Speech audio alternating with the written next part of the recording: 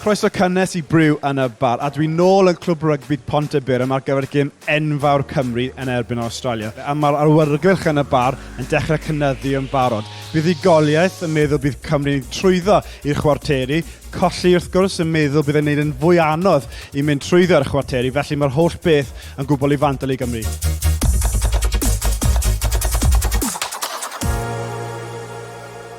Daf, cwpl o cwestiwn Gloed. Pwy fydd yn ennill a beth fydd y sgôr? Fi'n gobeithio o Cymru fydd yn ennill. Fi'n credu fydd hi'n gêm eitha agos, fi'n credu. Fi'n mynd i gweud 23-19 i Cymru. Cymru 21-17. Cymru 16, Australia 12. Pwy fydd yn sgôr i cynta? Lewis i Samet. Gareth David. Jack Morgan. Pwy fydd sy'n yn y gêm? Jojo.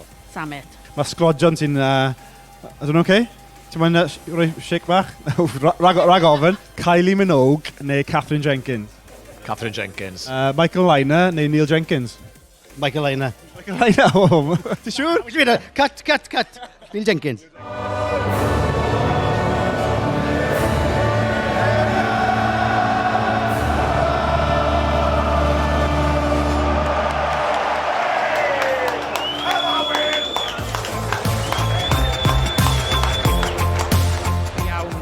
Frost yn 6 troed fydd y 9, Nicholano, 6 troed fydd y 10. Ond edo'r lein yn gael sicrhau.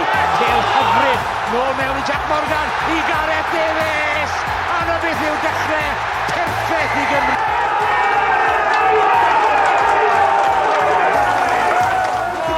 Cawlach llwyr gan lein Australia, a na chi gic gan Jack Morgan. Mae hwnna'n wych. Mae'n feistrolgar. Treni bod ni'n di aros mewn yn arwyn. Ni'n eistedd mewn ystafell Nigel Owens, gyda Nigel Owens. Nigel, meddyliau'r hanner cynta?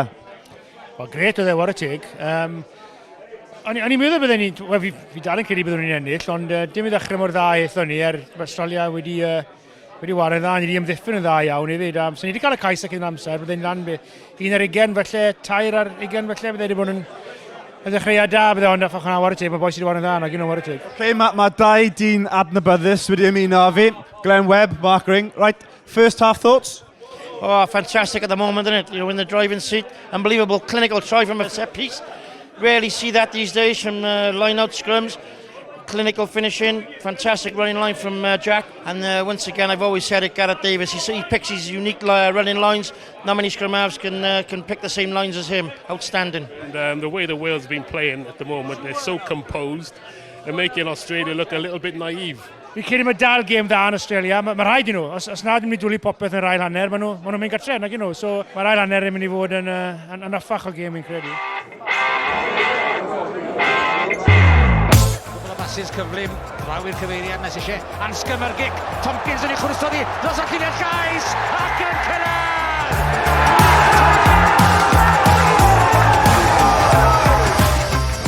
Creu'r cais i Nick Tompkins hefyd. Jane Basham yn ennill y lain, Cymru yn edrych am drydydd, maen nhw'n mynd yn lliniau llais na, a mae'r cais wedi dod!